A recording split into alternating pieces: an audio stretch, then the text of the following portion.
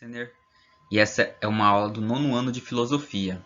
Nessa aula iremos falar sobre um importante filósofo do movimento iluminista, que é Montesquieu.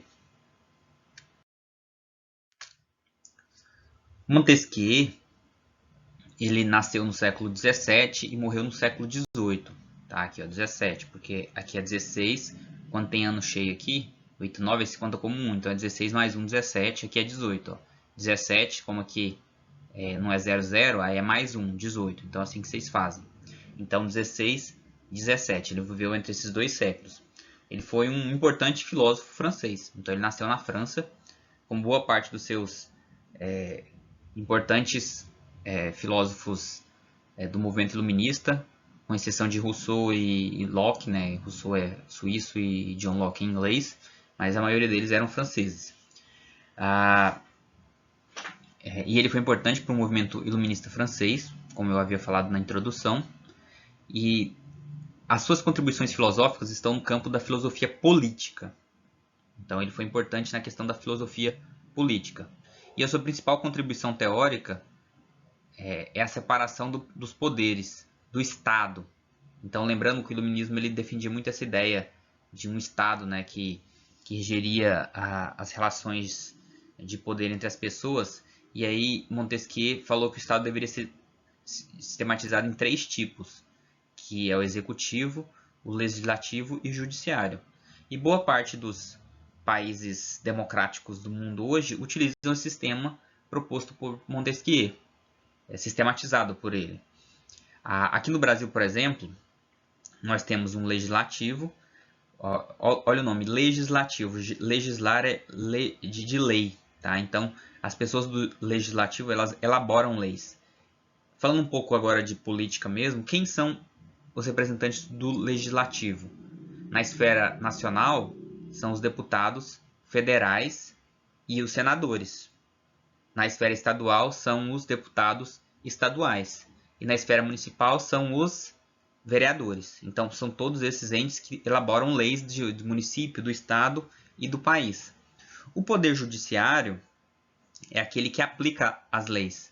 E também existem várias instâncias. Você tem no Brasil você tem o Supremo Tribunal Federal, você tem em níveis menores os tribunais regionais de justiça, você tem os fóruns de justiças municipais. Então você tem essas instâncias também nas 3 instâncias do poder estatal, né? No municipal, no estadual e no federal. E finalmente nós temos o executivo. Ó. Executivo é de executar, que executa, que administra, que faz as coisas acontecerem. E aqui nós temos como representante na esfera municipal os prefeitos, na esfera estadual os governadores e na esfera federal o presidente. Então esse sistema ele já foi discutido por várias pessoas. Montesquieu não é o primeiro que fala, mas o mais famoso que ficou conhecido foi Montesquieu por propor esse sistema. Quais são as críticas de Montesquieu naquela época? Não diferente dos seus compatriotas de iluminismo, ele criticava os privilégios do clero, o clero, que era composto pelos religiosos, que tinham muitos privilégios na França, e a nobreza, que eram os nobres, os reis, rainhas, príncipes, os aristocratas. Então ele criticava esses grupos, esse privilégio que não foi conquistado, mas foi dado para eles. Ele criticava a influência que a igreja exercia, tanto que depois o iluminismo, nós já falamos disso, né? Vocês estudam isso também em história, que ele acabou sendo o pensamento filosófico que levou à Revolução Francesa e também a outras revoluções, e infelizmente essa revolução acabou levando a derramamento de muito sangue, especialmente de padres, de protestantes naquela época, de reis e rainhas também acabaram morrendo. Então foi uma revolução bastante sangrenta. E ele era contra as monarquias absolutistas. Esse nome absolutista é que tem o poder absoluto, ou seja, os monarcas, a nobreza, né? Os reis e rainhas que tinham poder, que mandavam tudo. O poder não era dividido, como a gente acabou de falar, em executivo, legislativo e judiciário. Que esse poder, essa tripartição de poder, é o que a gente chama na política, na sociologia política, de pesos e contrapesos.